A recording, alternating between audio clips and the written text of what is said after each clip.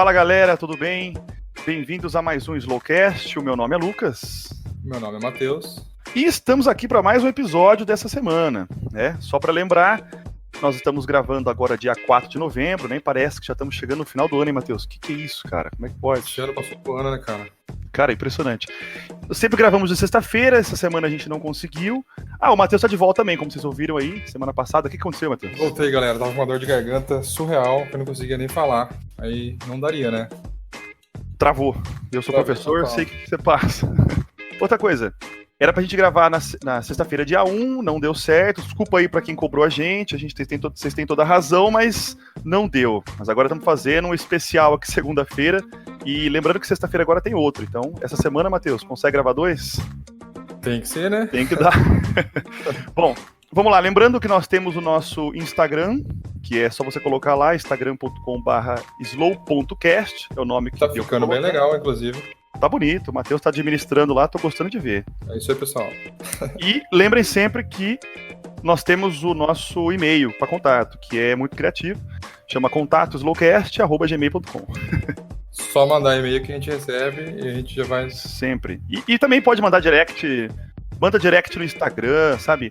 E nós vamos também criar o Facebook, o canal no YouTube, essa promessa existe aí para aqueles que são ouvintes de iPhone, os ouvintes da Apple, nem sei como é que chama, você sabe como é que chama o tocador de podcast do iPhone? Eu acho que é iTunes, né? Eu acho que é, porque alguns falam que é. Mas só para esclarecer, a gente ainda não tem uma página no Face, porque eu realmente sou encarregado para cuidar das redes sociais e eu não tenho Face. O Matheus é um grande relutante em ter Facebook.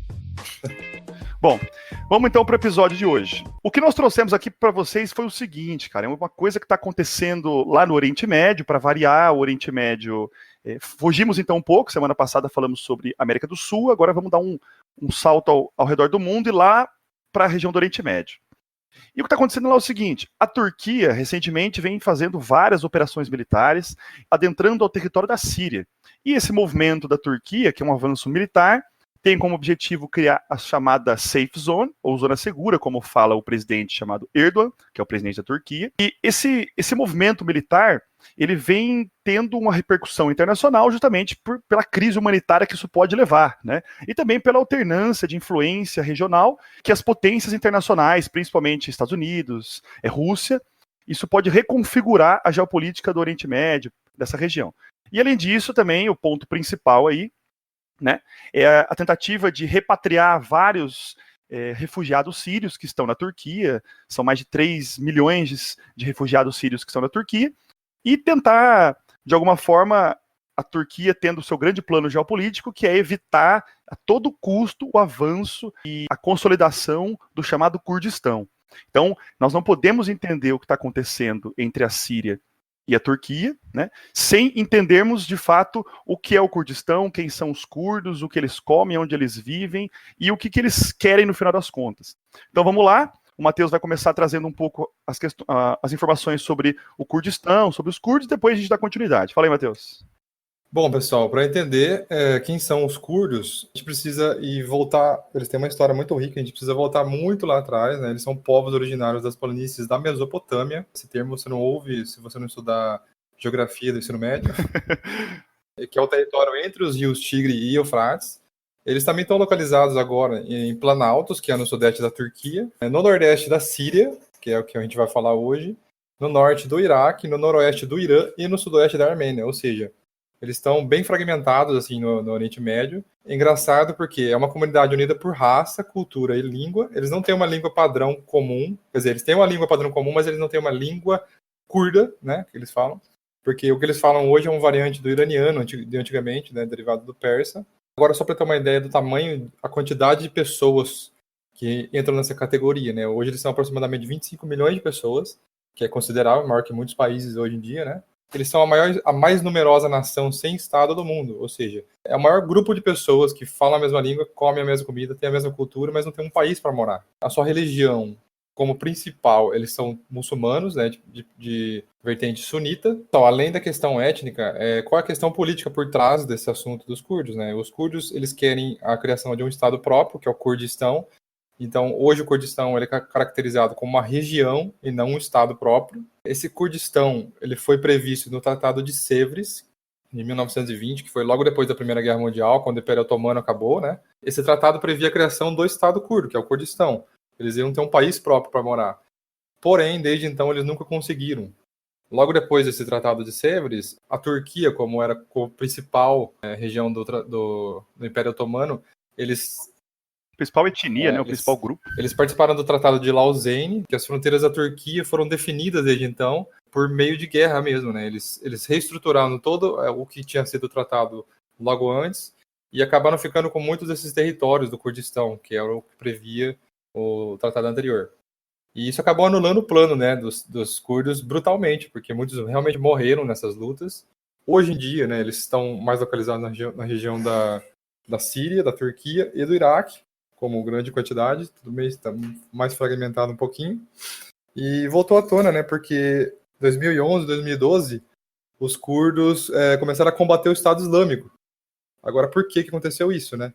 Em 2013, o Estado Islâmico, que é o que todo mundo ouviu falar naquela época, ele queria dominar 3 territórios curdos, e ele atacou com força muito, muito forte, força bélica muito forte, e foi revidado pela Unidade de Proteção do Povo, que era uma frente popular curda na região da Síria, na região de Alepo, que Alepo é uma província da Síria. Aí tem a cidade de Alepo também, que é a capital da província de Alepo, entendeu? Essa unidade armada do partido, que também se concentrava lá, que é o PYD, era um antigo rival do YPG por questões políticas e tudo mais. Eles se uniram contra o Estado Islâmico e com a ajuda dos Estados Unidos do outro lado do mundo, né? Eles conseguiram avançar e tirar o Estado Islâmico desses territórios que ficavam no nordeste da Síria. Então, na verdade, pelo que eu estou entendendo, os curdos, eles estão nessa região já há um bom tempo, tentam fundar o seu próprio Estado. A Turquia e vários outros países não aceitam isso, e eles foram os grandes aliados na Síria para combater o Estado Islâmico, é isso? Com apoio do Estado Islâmico Estados achou que eles não tinham uma força bélica muito grande, e realmente não tinha, mas eles conseguiram essa força depois que eles uniram outras forças de outras frentes curdas, mais a ajuda dos Estados Unidos. Então, em 2014, o Estado Islâmico atacou essa cidade, que é muito importante, lá no nordeste da Síria, que é a cidade de Kobane, que é uma dessas cidades também de Alepo. E muitos curdos, a maioria dos curdos que eram civis, eles fugiram todos para a Turquia, que é a cidade, que é o país mais próximo e está mais perto da fronteira. Agora, eles fugiram em grande quantidade, coisa de milhões mesmo. No final das contas, os curdos mais os Estados Unidos eliminaram o Estado Islâmico e construíram algumas prisões em certos pontos estratégicos da Síria e colocaram esse pessoal lá. Uma coisa que fica claro, né, com essa explicação do Matheus, é que os curdos eles têm uma participação central na Guerra da Síria, né? A Guerra da Síria que se estende até hoje, então a Síria ainda é um país em guerra, nós não podemos desconsiderar isso, achar que a Síria já passou por isso, porque o Estado Islâmico foi eliminado, ou pelo menos os seus redutos principais, a capital Raqqa, foi retomada, né, pelas forças democráticas lideradas por essa coalizão internacional e que envolve os curdos. Na verdade, a Síria continua em guerra, né? A questão da Síria não é o Estado Islâmico. O Estado Islâmico é só um grupo extremista religioso que se aproveitou desse vácuo de poder no norte da Síria para conseguir conquistar territórios, para conseguir impor o seu califado. Na verdade, a Guerra da Síria é uma guerra que é anterior à presença do Estado Islâmico na região, que é uma guerra que envolve as forças do governo, então aqueles que são pró-governo, e o governo lá é o Bashar al-Assad, e as forças que são os rebeldes, né? Aqueles que são o grupo contra o governo, aqueles que querem a deposição do Bashar al-Assad e que, por sinal, muitas vezes vem sendo armado, financiado e treinado pelos Estados Unidos. Então perceba como a presença dos Estados Unidos na região é uma presença em várias frentes, né? Eles só elencaram o Estado Islâmico como inimigo principal, porque isso afetava o seu território, já que o Estado Islâmico reclamou vários ataques que fez, né? Ele confirmou vários ataques que fez aos Estados Unidos e a outras regiões do mundo, a outros países do mundo desenvolvido, e pronto, fizeram uma coalização internacional, tomaram esses redutos e eliminaram a possibilidade do Estado Islâmico ampliar e consolidar o seu califado. Eu vi um comentário muito interessante que dizia que os Estados Unidos, a maneira como os Estados Unidos aprendem geografia é invadindo o Oriente Médio. De fato, até os meus alunos sempre comentam, né? Que, nossa, Lucas, a gente adora a geopolítica do Oriente Médio e tal, porque, na final das contas, o que se aprende na escola praticamente é a geopolítica do Oriente Médio, porque é a região que no século XX, pelo menos essa segunda metade do século XX, mais a parte final também, né, século XX, teve mais movimentação, teve mais guerras, mais nome de coisas para decorar para prova. Então, é normal que se associe o Oriente Médio a guerras, a geopolítica. Né? Mas lembrando que a geopolítica é um termo muito anterior a isso. É um termo que discute as relações de poder no território, né? Até então, a gente passou toda essa história até o fim do Estado Islâmico, mas beleza, acabou o Estado Islâmico, os curdos estão na Síria, parece que agora tem outro problema. Então, o que está por trás também desse tema nosso, né, que é fundamental, é o seguinte: esse tal de Erdogan, né, que é o presidente da Turquia, é um cara bastante... Ele é considerado um cara ultranacionalista, né, ele foi eleito justamente nesse contexto de eleições globais da extrema-direita populista no mundo, né, e ele é o representante desse movimento global lá na Turquia. E esse tal de Erdogan, ele começou a ter uma perda muito grande de popularidade na Turquia, em função principalmente de uma guerra comercial travada há alguns anos com os Estados Unidos. Houve a perda muito grande de poder aquisitivo da população, as taxas de desemprego saltaram, o crescimento do PIB foi negativo. Então, uma queda muito grande de popularidade devido a uma crise econômica. E, além disso, a força política, em consequência disso, né, quer dizer, a força política dele começou a diminuir, né? Nas eleições regionais que tivemos agora, houve uma perda muito grande de participação do seu partido nas legislaturas. Então, incrivelmente, o partido curdo vem ganhando força também, né? E as forças de oposição. As cadeiras dos curdos e oposição hoje já são maiores do que as cadeiras do próprio presidente, do partido do presidente. Exato.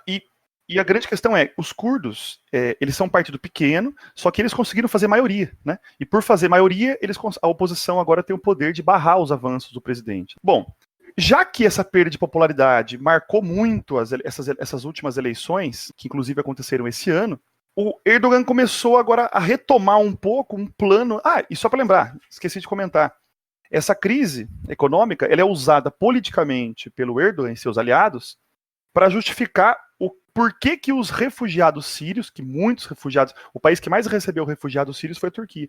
Então há uma culpabilização dos refugiados sírios pela crise econômica. Sabe aquela ideia mesmo de você falar, a culpa é do imigrante, a culpa é do refugiado, a culpa é do outro, nunca assumir a culpa, né? Então isso fez com que os refugiados sírios da Turquia acabassem sendo o alvo principal. E a gente sabe que quando existe um alvo étnico ou religioso, coisa boa não vem depois daí. O Erdogan, tentando equacionar esses dois problemas, primeiro, a grande quantidade de refugiados que eles receberam, e isso tem um peso econômico muito grande, junto de uma queda de popularidade somada a uma crise econômica, a resolução foi: vamos criar uma zona segura na Síria. Como assim? Não faz sentido, né? Da onde veio essa história? É o seguinte, o norte da Síria é uma região que, como o Matheus disse, há uma presença muito grande dos curdos. Então, os curdos da Síria. Lembra que tem curdos em vários países da região. Os curdos da Síria, em função da guerra civil na Síria, conseguiu ganhar força, com o apoio dos Estados Unidos, como nós já comentamos. E a Turquia de Erdogan tende a avançar sobre esses territórios com a justificativa de que vai criar nessa região do norte da Síria uma região segura militarmente, possivelmente uma região que vai ser uma região maravilhosa, uma região onde não vai ter nenhum problema, onde nós vamos poder colocar lá os sírios que estão no nosso território de forma segura, de forma pacífica, né? Então tudo isso bonito na teoria, mas no final das contas, basicamente o que ele quer é reconquistar uma parte do norte da Síria, depois do vácuo de poder que os curdos tomaram, expulsar os curdos de lá, ou seja, distanciar os curdos da sua fronteira, da Turquia, expulsar os curdos para baixo, né? E colocar nessa parte do território, que é uma zona que vai mais ou menos contando toda a borda, né, da fronteira da Síria com a Turquia, ela se estende por mais de 500 quilômetros, com uma espessura de aproximadamente 30 quilômetros. Então é uma zona considerável. Inclusive o presidente da Turquia levava no parlamento o mapa da Turquia e da Síria, e falava aqui que vai ser. Sim. Nas épocas que ele estava se candidatando ainda, né? Essa zona segura, ela virou o emblema dele, né? Ele retomou. Ele levou pro Trump, o Trump não aceitou, levou pro Putin, o Putin não aceitou. Ele falou assim: quer saber? Eu vou fazer eu mesmo isso. E aí começou, ele, obviamente que teve um episódio também marcante dessa situação toda, que foi uma ligação telefônica entre o presidente dos Estados Unidos, Donald Trump, e o presidente Erdogan da Turquia, em que desligou o telefone, mas não deu pouco tempo depois, o Trump anunciou ao mundo e ao parlamento que iria retornar ao seu país todos os soldados que estavam lá nas bases militares do norte da Síria, ajudando os curdos a manter o patrulhamento, ajudando a administrar e a manter as prisões, né? E ajudando a manter a ameaça do Estado Islâmico longe. Então, olha só que interessante. Aliados de longa data. Então, perceba, os Estados Unidos apoiavam os curdos na Síria a manter o Estado Islâmico longe. Com a saída dos Estados Unidos do norte da Síria, os curdos ficam por conta própria. E os curdos ficando por conta própria, a Turquia de Erdogan vai conseguir agora implementar o seu plano de expulsar os curdos e criar uma zona segura, entende? Então, esse movimento dos Estados Unidos, essa retirada dos Estados Unidos dos seus soldados, nada mais foi do que um aval. Criou-se uma condição perfeita para que o Erdogan conseguisse agora avançar e construir o seu plano. E a pergunta é o seguinte, e aí, cara, funciona esse negócio, né? É humanamente aceitável, é justo do ponto de vista dos direitos humanos você pegar um território e um país em guerra, promover uma expulsão em massa de curdos, porque é isso que ele quer, criar uma zona chamada de segura, que na prática nós temos que ver se de fato é segura, mas pelo menos na teoria ele está dizendo que é, e colocar lá milhões de refugiados sírios que estão na Turquia sem ter nenhum tipo de infraestrutura. Imagina, Matheus, não tem infraestrutura, não tem o mercado de trabalho, não tem serviços públicos para atender essa população, mas talvez não tenha nem residência para essa população. Como é que você vai fazer? Você vai colocar as famílias de acordo com o quê? Parece muito mais um processo de limpeza de curdos da Turquia, né? Exato. Parece que por trás disso é uma limpeza, uma tentativa de retirar esses sírios da Turquia, devolver para a Síria e falar o seguinte, ó, problema de vocês agora. E além disso, expulsar esses curdos da fronteira, mandar embora, né? E a pergunta é, cara, quem que vai policiar tudo isso? Quem que vai manter a segurança desses sírios que fugiram justamente porque estavam sendo ameaçados? Justamente porque tinham lá na Síria uma existência ameaçada. Ou porque faziam parte de grupos sírios cristãos, que eram perseguidos pelo Estado Islâmico, ou porque faziam parte de grupos sírios xiitas, que eram contrários à presença dos grupos radicais sunitas na região do Estado Islâmico, ou porque até mesmo tinham eram adversários, por exemplo, políticos, de grupos armados contra o governo. Então, peraí, você vai expor esses sírios novamente à ameaça religiosa, a gente não sabe se o Estado Islâmico vai voltar. A gente vai até falar no finalzinho aqui sobre isso. Porque quando os curdos construíram as prisões, com todos os membros do Estado Islâmico que de antemão eram extremamente organizados e tudo mais, agora com esse avanço da Turquia nas fronteiras, e tá sofrendo uma resistência dos curdos, obviamente, né, porque está entrando no território deles. Isso está acontecendo, isso está fazendo com que essas prisões sejam abandonadas, esses ex-membros do Estado Islâmico que foram presos na época, então todos eles saindo, né? Então, há relatos de que mais de 100, 150 integrantes do Estado Islâmico que eram organizados, não eram simplesmente os combatentes, né? Eles eram as peças-chave do Estado Islâmico, estão simplesmente escapando e, quem sabe, montando um outro grupo ou se organizando de uma outra maneira.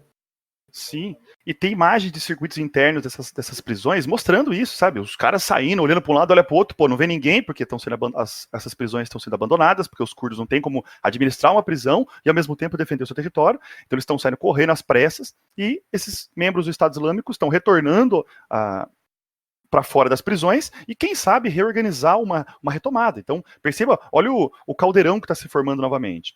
E outra coisa, E como é que você vai fazer uma zona de exclusão aérea nessa região? Porque tudo bem, beleza, então vamos dizer que o Turquia fala, eu vou administrar essa região. Beleza, mas e se tem um bombardeio aéreo sobre o norte da Síria, feito, por exemplo, pelo Bashar al-Assad? Tentar retomar esse território, ou, de alguma forma, justificar que tem uma nova célula do Estado Islâmico lá. Então, como é que você garante, por exemplo, o patrulhamento aéreo? O patrulhamento terrestre, beleza, você fala que tem 2 ou 3 câmeras lá, existe uma presença militar de soldados, é complicado.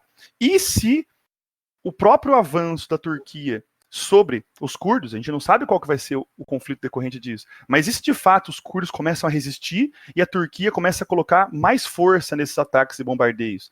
Muitas vezes você não sabe diferenciar, basicamente, olhando por imagem de satélite apenas, se lá é um local de moradia de curdos ou se lá é um local de moradia de sírios que foram repatriados, né? Então, como que você vai fazer isso? Existe a possibilidade de que a Turquia faça esse avanço, não seja muito bem sucedido e acabe se enfraquecendo de novo.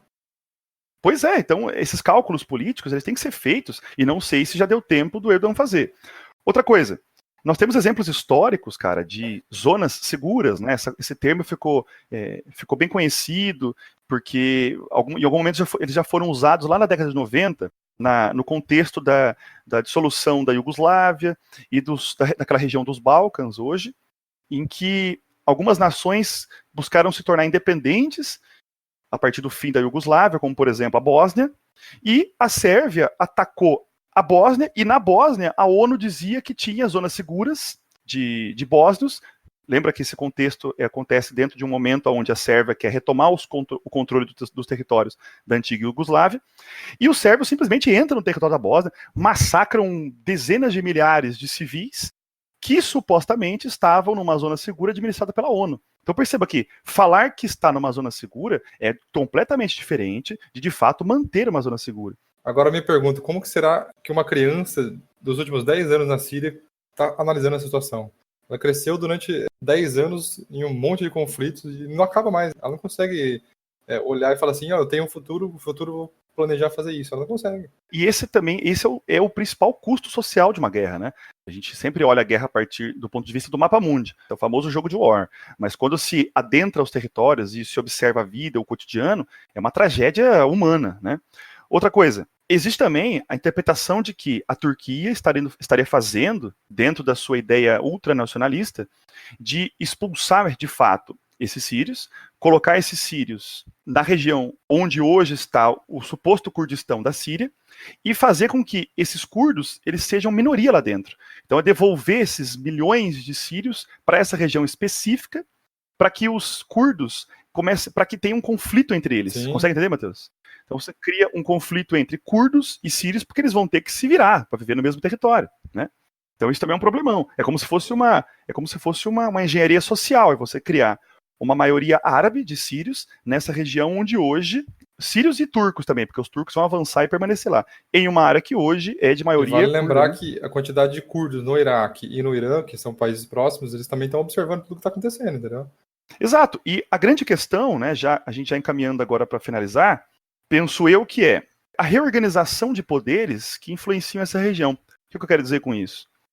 Com a saída dos Estados Unidos e a retirada da ajuda que dava aos curdos no norte da Síria, os Estados Unidos, sendo ele uma potência global, é um recado bem claro dado pelo Trump. O Trump chegou a falar abertamente isso em entrevistas, estão disponíveis na internet. Ele falou abertamente o seguinte: mas nós nunca nos comprometemos, é que ele foi muito cobrado dentro do Congresso, cara, você falava, como assim, que loucura isso, você está deixando os curdos agora à própria conta, eles não têm condições de se defender contra os avanços da Turquia, contra os avanços do Bashar al-Assad, porque o Bashar al-Assad está com agora uma intenção de retomar os seus territórios e restabelecer o seu poder por toda a Síria. E cobrado sobre isso, Trump respondeu, mas espera aí, eu nunca disse que ia proteger os curdos pro resto da vida, você entende? Então é meio que assim, eu lavo minhas mãos para o que vai acontecer depois. E a pergunta é, e a Rússia? A Rússia, nesse jogo de tabuleiros, a Rússia já teve um movimento de um acordo feito com a Turquia para definir os rumos futuros da Síria. Então perceba que os Estados Unidos abriu mão, cara, de sentar na mesa de negociações e definir os rumos futuros da guerra. A Rússia simplesmente tomou esse lugar dos Estados Unidos e vai dar as cartas na Síria. Então isso é fundamental para a Rússia, dentro da sua tentativa de, primeiro, lembra, Matheus, tentar manter o Bashar al-Assad, uma mini guerra fria na região. E segundo agora, que é desenhar o futuro da Síria. Lembra que passa diversos gasodutos que levam o gás e o petróleo, gasodutos e oleodutos que levam parte do petróleo do Oriente Médio até a Europa. Então, novamente, a Síria consegue ter um controle sobre essas regiões importantíssimas do ponto de vista geopolítico. Que, né? Os Estados Unidos, o Trump, depois de sofrer muita pressão, ele fez o máximo que ele conseguiu fazer, foi um tweet falando que se a Turquia abusasse muito do poder na fronteira, eles iam entrar em guerra comercial. O que é totalmente diferente do que deixar as tropas e proteger a região, como era o esperado que eles fariam, entendeu? Com aliados de longa data, como eram os curdos dos Estados Unidos. É que ele falou no finalzinho, né, depois que ele percebeu que esse movimento dele criou degringolou em todo esse problema, aí o Twitter resolveu, né, o presidente dos Twitters, resolveu twittar dizendo que, como você falou, se vocês fizerem além do que foi acordado ou foi conversado, isso vai ter consequências econômicas para você. Engraçado que ter Twitter para presidente está quase entrando na Constituição, né? Hoje em dia eu não vejo alguém conseguir se eleger sem ter Twitter, cara. Até o Kim Jong-un tem Twitter. O dono do Twitter é feliz. eu só queria voltar a falar de novo sobre a questão dos detentos do Estado Islâmico e famílias, cara. Olha que situação, vamos se ater um pouquinho a isso. O Estado Islâmico, que por curiosidade, não sei se vocês sabem, mas o Estado Islâmico, até a forma de falar Estado Islâmico é um ato político. Não sei se você sabe disso, Matheus. Você falar Estado Islâmico é muito contestado por grupos que discutem e estabelecem um conhecimento produzem o conhecimento sobre as relações internacionais e sobre questões de política internacional, porque falar em Estado Islâmico é como se você disser realmente que eles são islâmicos, né? Que eles têm realmente uma identidade com o mundo islâmico, né? E chamar de Estado também, ao mesmo tempo, é você dizer que, de fato, eles têm uma autonomia de existência, como se fosse um Estado soberano. Então, na verdade, propõe-se chamá-los de Daesh. Daesh, que seria, em árabe, uma nomenclatura para Estado do Iraque do Levante, que é mais ou menos aquele nome que eles tinham no início, né? Então é retirar essa presença do islâmico no nome para dizer o seguinte: olha, vocês não têm nada do que de fato é o islamismo, entende? Vocês, na verdade, são só um grupo extremista, religioso, fizeram uma interpretação super errada das escrituras e estão propondo aí a formação de um califado que não tem, de fato, reconhecimento no mundo, não adianta nem tentar. E por que eu estou falando isso? Porque a força que eles tiveram há alguns anos, até o ano retrasado, por exemplo, era gigantesca. E o que nós estamos falando agora é exatamente o seguinte: a forma como está se dando a geopolítica nessa região do norte da Síria, muitos membros do Estado Islâmico, como o Matheus disse, são pessoas-chave, podem voltar de novo à liberdade e à atuação. Então não adianta nada os Estados Unidos falar a semana passada que conseguiu matar o líder do Estado Islâmico. E daí? Você mata o líder, beleza, tem um peso simbólico muito grande isso. Mas e os novos líderes que surgem no lugar, né? E agora esse movimento de retirada dos Estados Unidos de tropas de lá e as prisões sendo abandonadas porque os curdos não aguentam a força da Turquia. Você entende? Isso é um problemão. Cara, eu acho que é isso. A gente pode finalizar. Eu espero que quando vocês verem essa notícia, muito provavelmente vão sair novas notícias sobre isso. Espero que vocês consigam entender um pouco mais sobre o assunto agora, do que simplesmente saber que isso está acontecendo, entendeu? Beleza, a ideia principal é sempre essa: esclarecer um pouco mais as notícias do período recente, né, e tentar fazer com que você consiga, ao ouvir falar delas, né, pensar um pouco melhor, refletir. Ou quando esse assunto surgir no meio de uma conversa, naquela balada, vocês conseguirem simplesmente falar: então, você sabe quem são os curdos e por que eles são relevantes? Joga essa, você já escutou o Slowcast? Começa assim. Acho que é uma boa chegada, né? Bom, queria agradecer então a todos. Sexta-feira a gente está de volta. Um abraço. Até mais, pessoal.